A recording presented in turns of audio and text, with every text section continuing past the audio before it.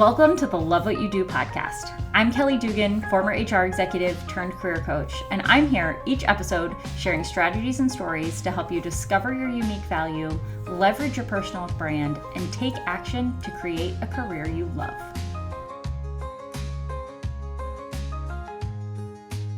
Welcome back to the podcast, everyone. If I am laughing, it's because this is the third time I have done this podcast intro. We've had a few technical difficulties this afternoon, but I am so excited to be joined by Ashley Langer with me here today.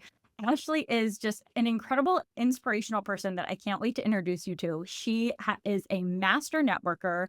She's an expert community builder. She's an event strategist. She's an entrepreneur, and she has just launched her brand new line of heated vests called Hot Tommies that I'm sure she's going to talk to us about. Ashley, you've done a little bit of everything. Welcome to the Love What You Do podcast. Oh, thank you so much for having me. I'm excited to be here. Thank you. Thank you. Well, why don't you kick us off with the question that I asked pretty much all of our guests right at the start?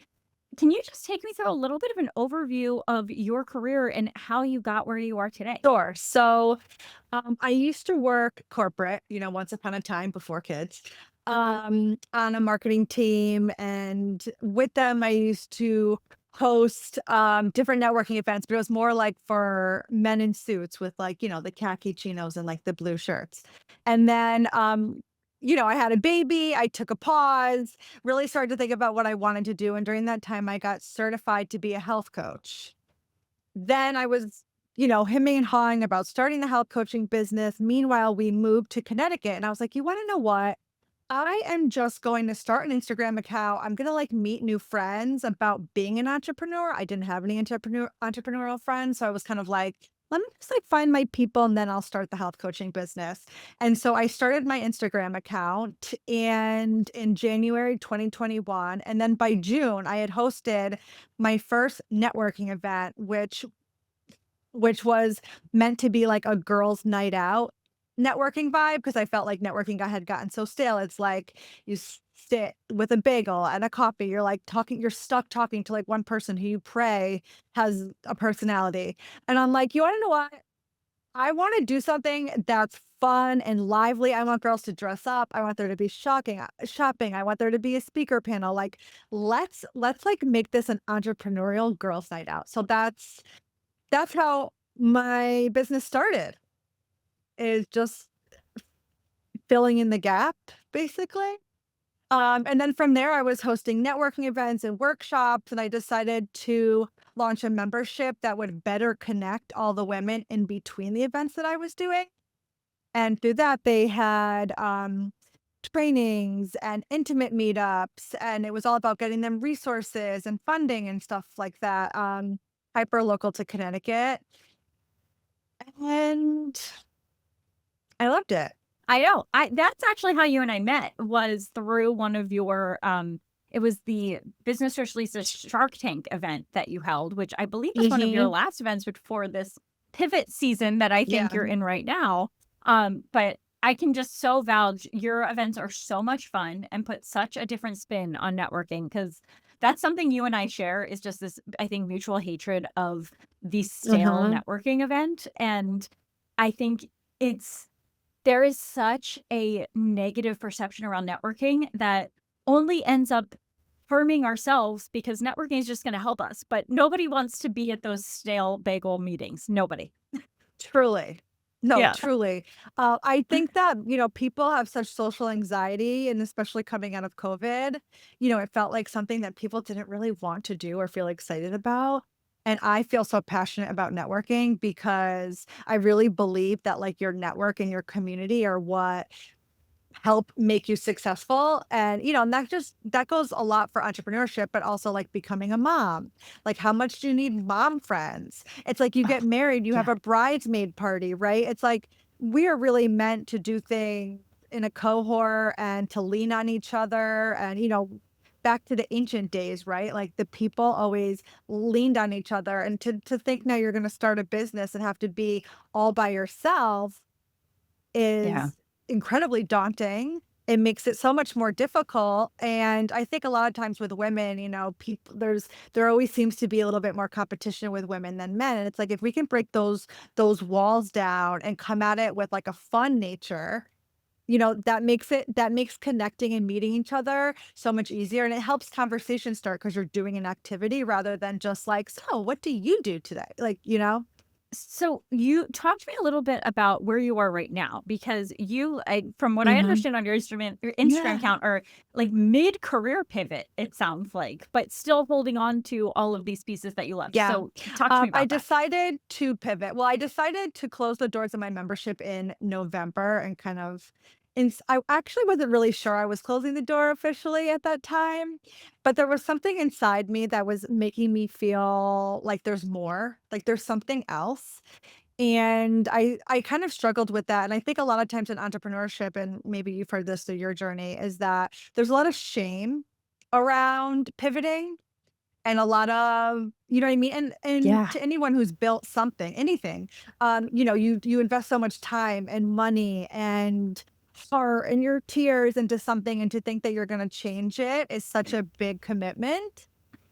I think, there feels Mhm. shameful, like, it almost feels like you have to be failing in order to do something else, and I think a lot of people are multi-passionate, but for me, I think I felt like bringing people together is something that I do in my core, I do it in my personal life, and it's something that was so easy for me in that case to make it a profession, but I think I also started to feel a little resentful of it because I was doing it so much both personally and professionally. And I had this inkling there was something else out there, and I really couldn't put my finger on what it was at the time. And I think a lot of people also do this, where you kind of go to your friends and your network and you're like, I'm feeling this way. What am I going to do? And a lot of people were trying to, I don't Yeah. wanna say convince me, but, like, help me generate ideas, if you will, about what I could turn business social leases into, like, all that I had created, what are we doing now with this? And is it going to be more coaching? Is it going to be, more events? Like, how are we going to spin this? And I was like, and someone said to me, "I think that you're, like, looking for permission to close the door. It feels like you're trying to get permission to do something you already feel in your heart." And it was like this light bulb moment. Oh, I have chills. I love that. Oh my gosh, that's so real. It was so like, "Oh my god, am I?" And I was like, "Wow." And she was like, "The truth is like one door, like once you close one door, another door will open. And, you spend so much time, you build something, you've got something, it's a membership. I have something to do every month. I have hundreds of people who are paying me every month that I like owe them, and it's like, I didn't want to half-ass it. I didn't want to like come in and not give it my all. And so I made the tough decision to close the doors thinking like the next thing is going to find me. So I had this idea. How how did you do that? How did you get the courage to just trust that that next thing was gonna come?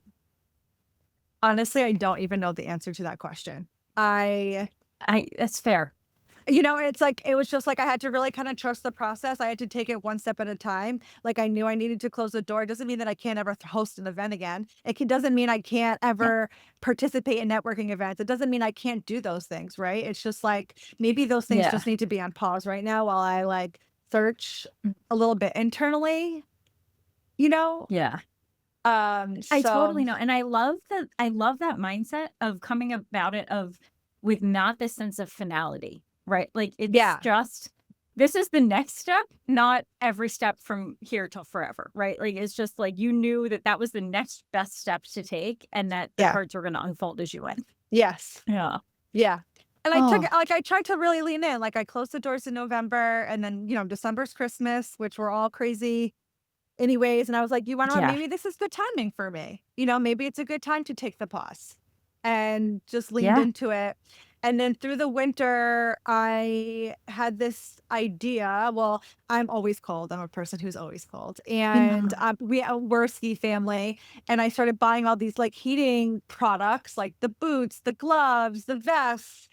And everything I bought was just really geared towards the outdoors man. Like they have female products, but they're just basically the man's product, like slightly different for a female. No fun Yes. colors, no fun branding, nothing, like nothing. And everything Yeah. I fit walked for around in us. my husband's heated jacket all winter. Yeah. And it's like huge. It's got some weird logo on it, like this name you can't pronounce. You're like, what am I wearing?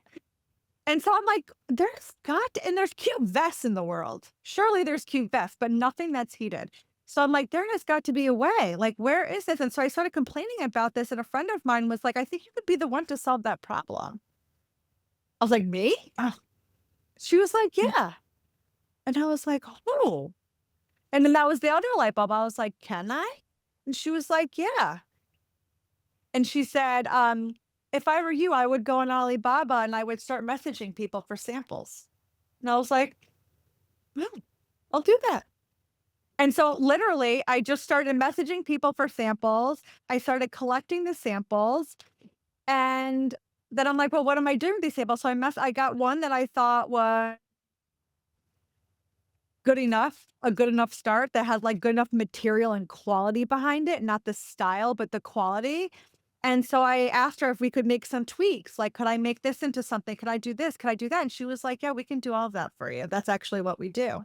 And I said, oh, I said, Oh now I my got to think gosh. about what I want this thing to be.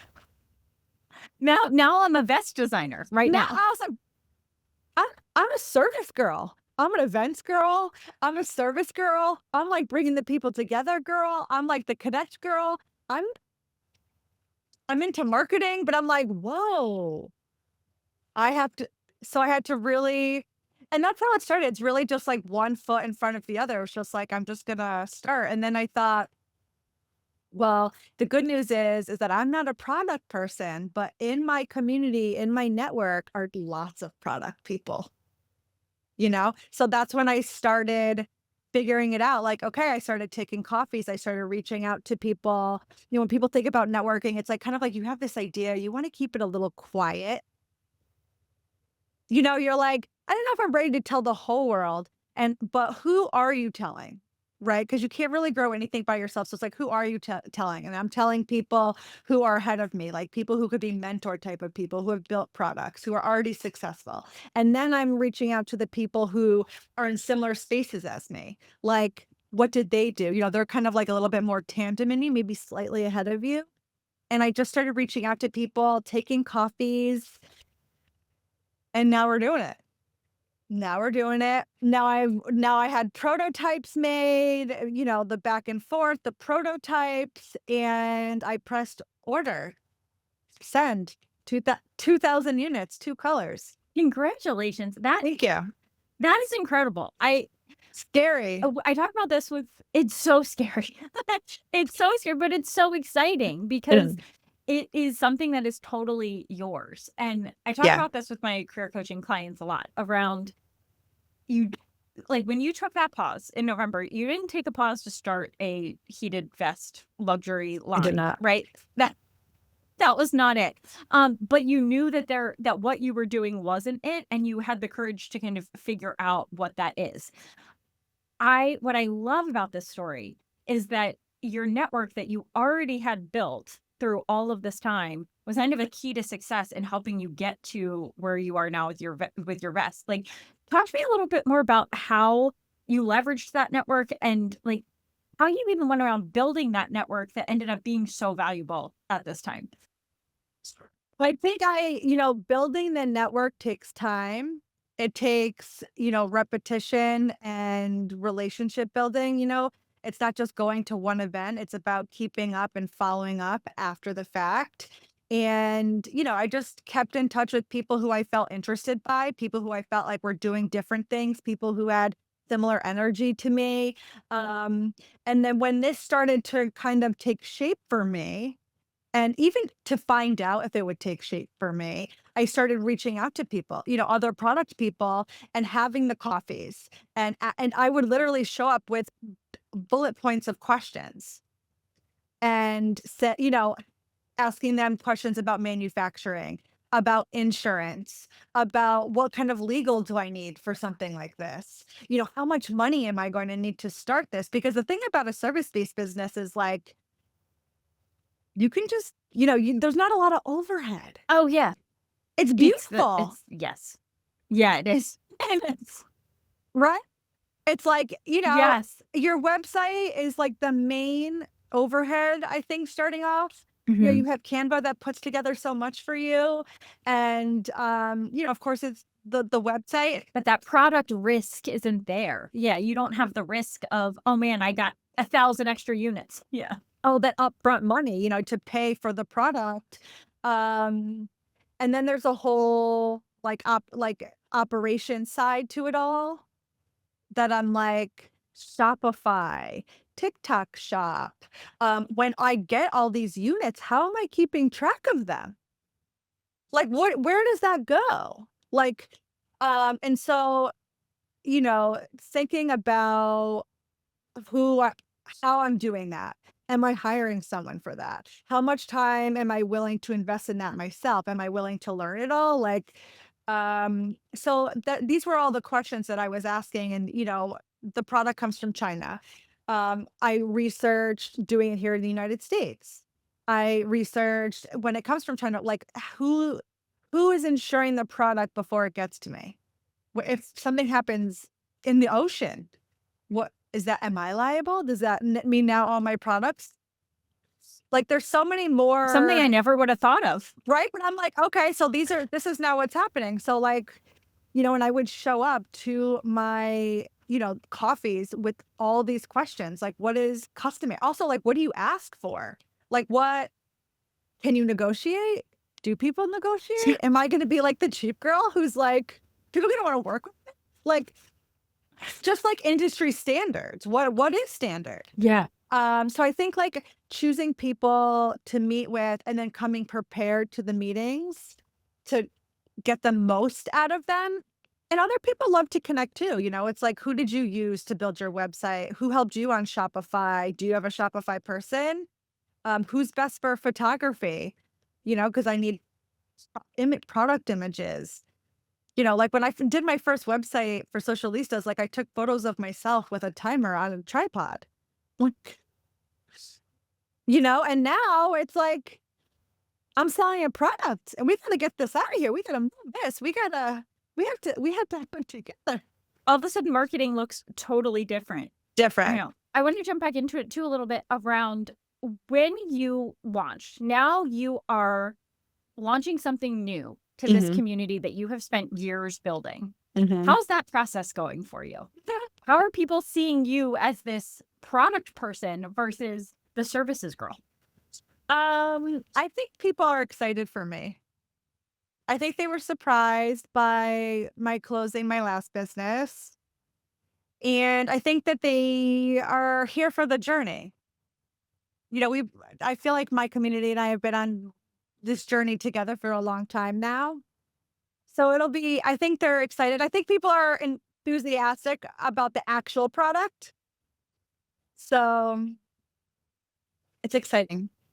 As one of your followers, I can say I'm so excited to see this kind of new venture that you're going into. And I think it relates to a lot of our listeners who, when you're going through a career change, there is this moment where you're realizing, wait, everybody has always seen me as this version of myself. And now, one, we have to convince ourselves that we can do this other piece, but then we also have to share with our communities the why and really be perceived as this other version of ourselves too, which is such a fascinating part of the journey that you're on right now, I think. Thank you. I think a lot of people are inspired by I think I've got a lot of feedback saying that they're inspired, a lot of people have come to me and been like, they have ideas. Like, how did you make your idea come to life? Because I don't know what to do. And I got the impression that a lot of people are stuck and not sure what to do and are doubting themselves and not sure how they're going to make it happen. And they're inspired that I took the leap on it, which makes me feel so good. Because I do recognize that it's hard. And I feel that. Yeah. You're like, I know it's hard. I just had to figure out how to get units from China and what happens on the boat on the way over here. Exactly. So, are you still continuing building communities while also building Mm, Hot Tom? good question. So in this interim, I have been doing some consulting calls, helping people build their memberships, event strategy. I am so passionate about that, and I truly believe that being connected to your community can make or break your business. So I am doing some of that, but for now, I am the bulk of my work is really towards building Hot Tommies. I feel a little bit more excited about that and lit up by that at this moment.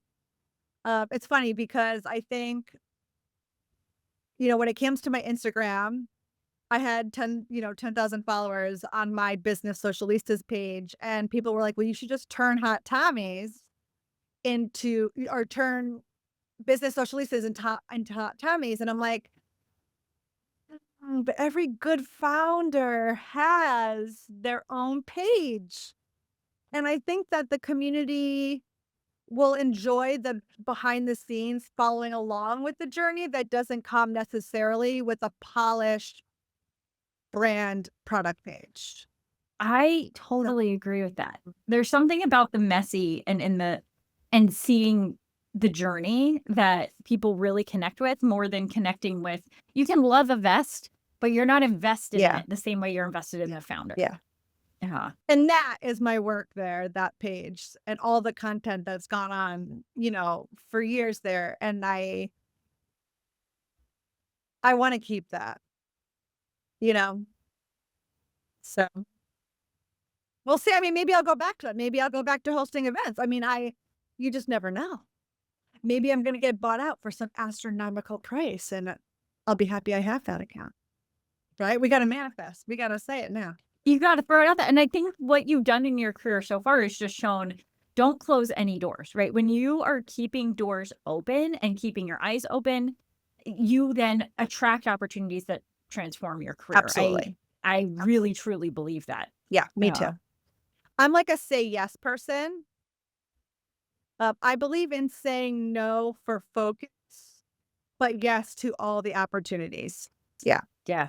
You you never know when that and I love what you said, saying no for focus, because sometimes the yes does not look, it's more of a yes and, right? Like Mhm. sometimes you can't do the yes to 100% Yep. at that moment, but always taking the call, right? Like I don't, I always take the Me call, too. always make sure that you at least have that initial conversation. And because also what you're doing is networking, right? Even if you can't do the thing, by talking to that person, now you have another connection that might be able to help you, in 3 years when you are launching a product you never even saw on the horizon. Absolutely. And you never know who that person knows, right? It's just not even just like the immediate people you meet, but their network and their communities that can change your business, your life. You never know how someone could change your life. So, Oh, it's so true. So, obviously, you pulled from your network that you've spent all of this time building to mhm. be able to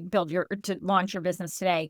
What other lessons have come up throughout your career? Because you have done so many different things, from the corporate life to building Business Socialistas, now to Hot Tommies. What are some of those lessons that you find pulling from kind of ghosts of careers past? So one of them is start before you're ready.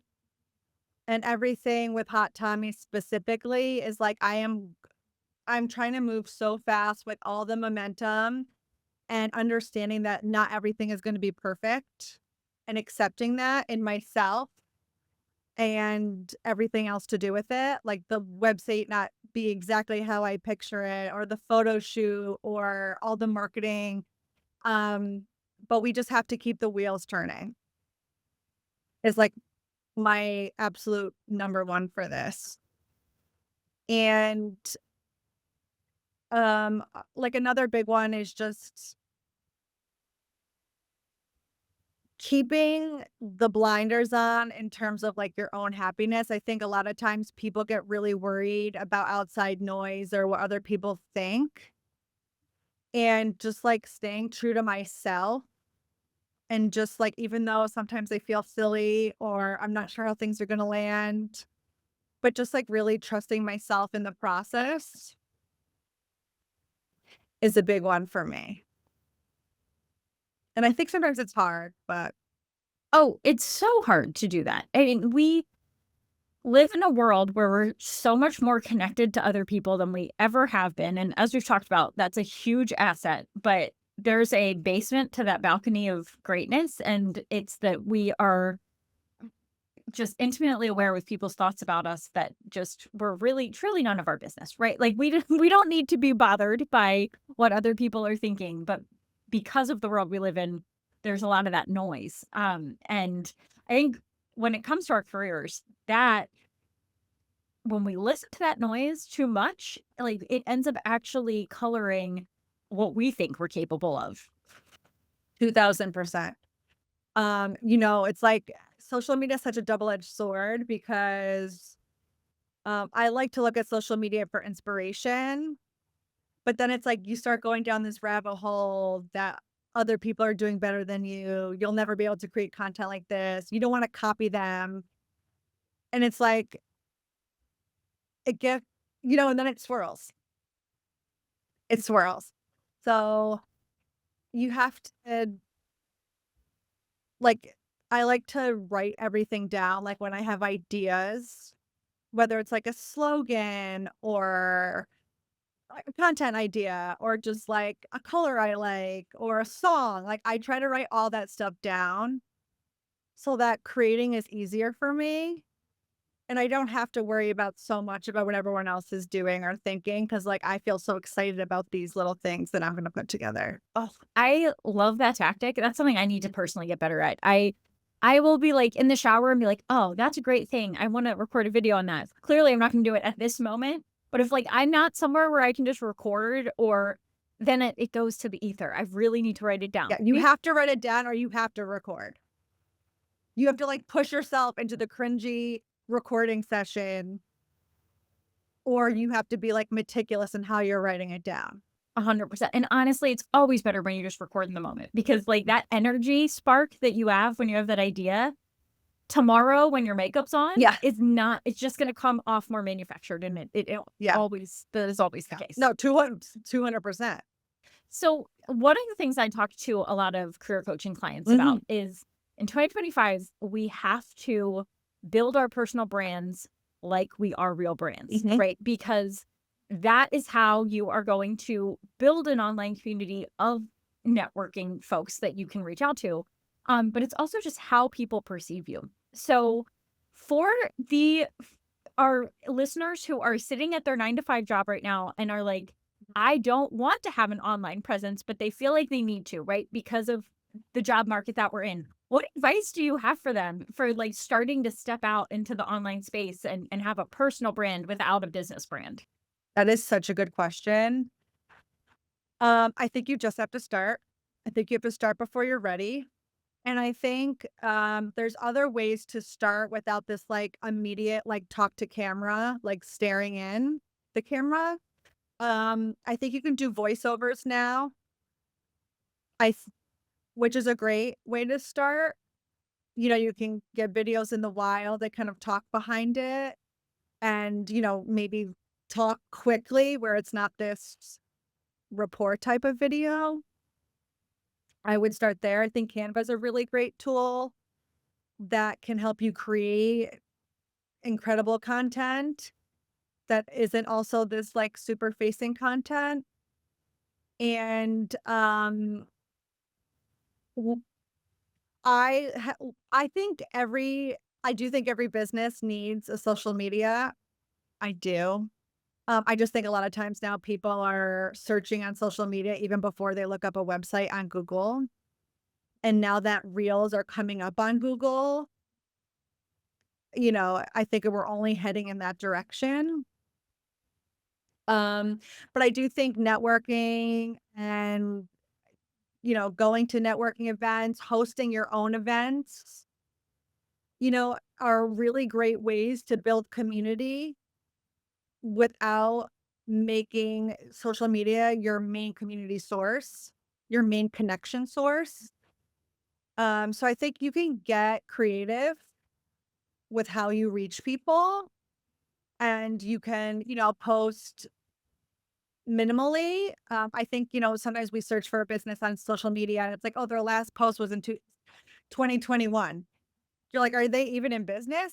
You may not reach out. So I do think it's nice to have things that are fresh on there, or you can even have something in the bio now, like, I don't actively create on social, but I would love to hear from you. Like, shoot me a DM, let's chat. I also think that you can do a lot of outreach on social media where you can comment on other people's posts and send DMs to people and try to build rapport that way. I think people do want to see your face on some levels, especially the profile photo, so they know you're not just like a bot or like some creepy guy hiding besides a woman. But um I think there's a lot of ways you could do it without showing up 5 times a week on Instagram. I could not agree with you more because I think we see a lot of the creators out there. And when we think about building our own personal brands, we think we have to come in at that level. Um, Right. but most of those folks didn't even come in at that level, right? Like it takes so much time, and comfort, right? I know when I first started posting on social was in 2020 when I started Your Place at the Top. And TikTok was not quite what it is today. It was like boomed in 2020, but it was still like kind of niche to be on TikTok. And I that's where I started doing videos because I knew nobody I know would be looking at those videos. And it was where I was able to get more confidence in talking to the camera. And That's nice. before I ever started an Instagram, because I was like, well, there's people that I work with. There's people, now I'm starting to really step out into a place where people can see me. TikTok, I was like, I could talk to strangers all day long, right? And so I love those tips that you shared of just kind of how you start slowly building the presence and then letting your confidence build with it. And another thing you mentioned there around like throwing your own events, like I think I heard Gary Vee talk about this, but like be the person who throws the party, right? Like networking and building your personal brand, yes, can look like a huge online presence. It doesn't have to, but it does have to exist, but it can exist in your world and you could be the one that is kind of creating that storm. You don't have to wait for somebody else to do it, which I think is something that you are a master at, Well, my friend. yeah, I think just thinking about, I also Substack is new and is a great way for people to use social without like creating content as we know content now. And people who don't really love, talking to the camera and creating, people who do better, writing, are doing really well there. So, considering doing that. But I think no matter what platform you're on, you need to really think about your engagement style most of all. And I built Business Socialistas 200% on engagement, on just showing up on other people's accounts. And you know what I mean? DMing them, creating conversation, building rapport, not just on like pumping out content, but actually being the girl that shows up for other people. People recognize that because that's what we all want. We all want, you know what I mean? We're creating content so people engage with it. And it's like, well, no one's going to engage with you if you don't engage with them. So if you don't want to be the content creator, be the feel good girl who's out there commenting on other people's stuff. And immediately people's first thoughts of you will be something positive, which is such a great gateway into your business. 100%. And I think LinkedIn is actually Another a one. phenomenal place to be the engager, like Yeah. you're describing. Like if you are someone who is slow to wanting to step out there, like get on there, comment, engage. Like I find LinkedIn to be the friendliest social platform Mhm. because it's like going to work, right? Everyone is nice in the office on some level. Yeah. You get that kind of decorum on LinkedIn that you don't get in other places on the internet. Yeah. um, And you have less people creating content in that space too. So you can create content or a small post and it can take you a little bit further than an Instagram where the whole world is cranking content, cranking. Constantly, constantly. Yeah. Yeah. So, Ashley, for folks who are in a point of career pivot right now, or they're on the precipice of wanting to, they know they don't love what they do today. Yeah. But they want to find something that they love to do. Mhm. This sounds like a scenario you have found yourself in, as we've Mhm. talked about. What advice do you have for those people? I think listen to your gut is obviously the number one phrase that gets thrown around a lot. And I have to be honest with you, people would say that to me, and I'd be like, but I don't know what she's saying. Uh-huh. But I think the crux of, well, that's why I started talking to people and being like, what do you think? And I think that what the gut was saying was that I needed to pivot, right? I needed to change and taking steps forward to make that change.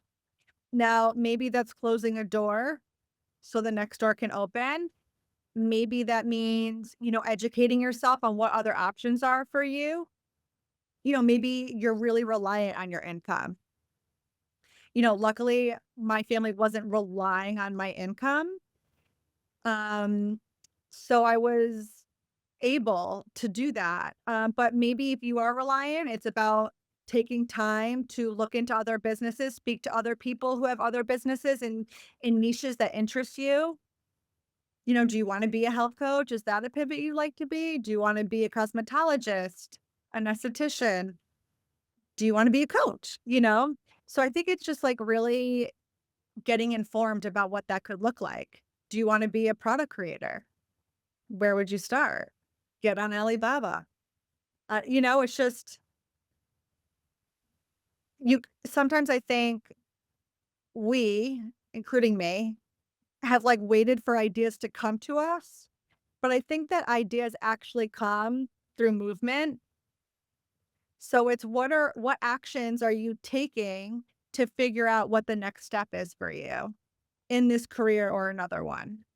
Actually, I love that. That's a huge takeaway I'm taking from our conversation is just do something, Yeah. right? Like you put one foot in front of the other, because you very easily could have gone down this road and been like, you know what? I don't want to make a vest, but there would have been something else, right? Hopefully. And yeah, there would have been there 100, because look at where you are. You've been through so many iterations of your career. Mhm. And that is, I think, just a huge piece of advice for people is that if you feel stagnant, start moving.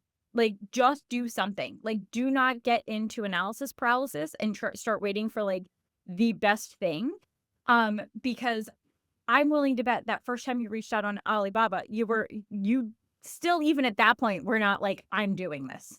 No, definitely not. But you wouldn't have gotten here if you never just reached out. Yeah, this small steps. I think sometimes the paralysis comes from like this big picture we're envisioning and all the things it takes to get there, which is so overwhelming. And it's not that I don't experience overwhelm because I very much do. But it's just like just doing the small things every day, the small steps, the baby steps, as they say. It really does add up over time because time is flying. The older we get, the faster it goes.